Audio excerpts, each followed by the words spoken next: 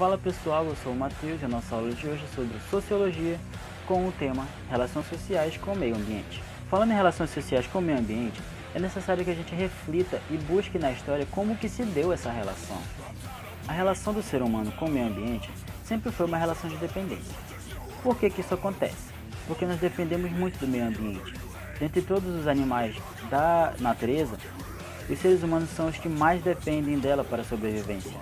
Então, sem os recursos naturais que ela nos oferece, nós não poderíamos sobreviver no nosso planeta.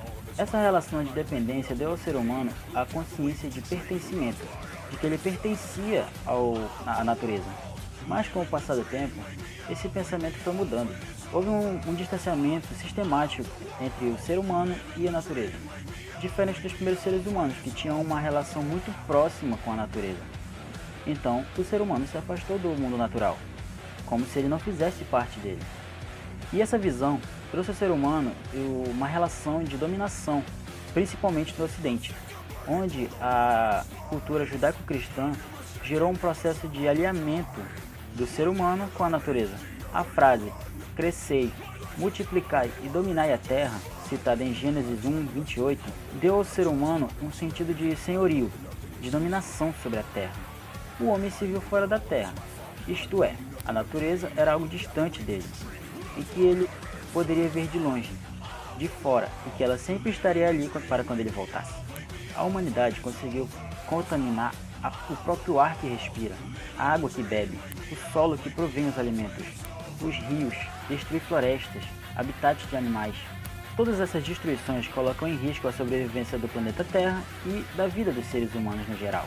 Nesse processo de reflexão sobre o respeito do meio ambiente, duas correntes surgiram, o preservacionismo e o conservadorismo. Mas o que é o preservacionismo? O preservacionismo ele é uma ciência que acredita que as ações humanas são essencialmente nocivas ao meio ambiente.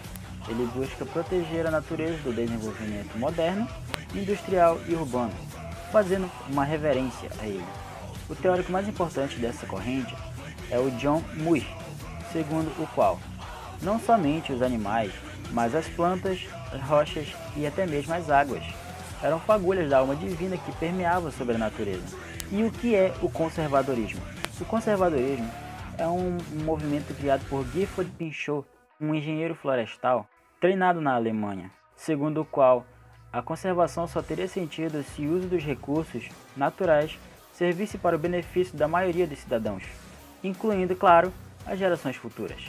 O conservadorismo considera o ser humano usar desses recursos de forma controlada e equilibrada e muitas vezes mais eficazmente se ele permanecesse intacto, como propõe o preservacionismo. É comum a confusão dos termos conservação e preservação.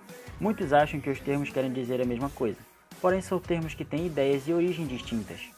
Preservacionismo e conservadorismo são correntes que representam diferentes relacionamentos do ser humano com o meio ambiente, de origem que data ao fim do século XIX. E quando essas correntes chegaram no Brasil, qual a influência que elas tiveram no país?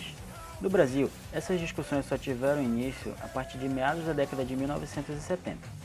Até então, as destruições ambientais eram vistas como parte do progresso. Era uma etapa necessária para a construção de rodovias, usinas hidrelétricas, para a expansão da agricultura e da pecuária.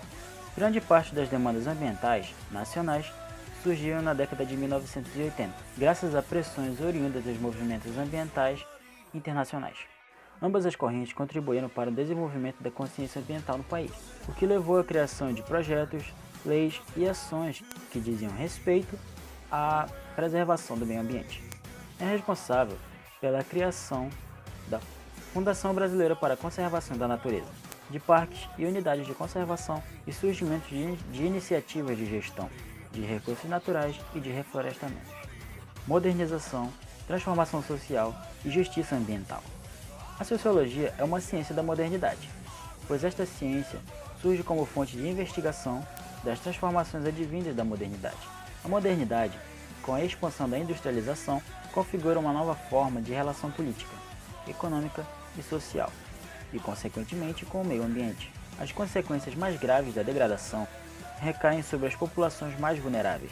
Daí a necessidade de trabalharmos a questão do ambiente, não apenas em termos de preservação, mas também de distribuição e justiça.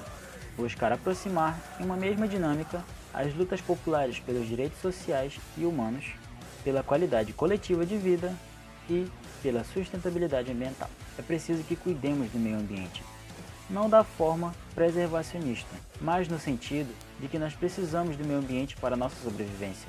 Então é preciso contribuir com esse meio para que ele possa nos proporcionar uma vida melhor para todos nós. Eu vou ficando por aqui, eu espero que vocês tenham gostado e até a próxima.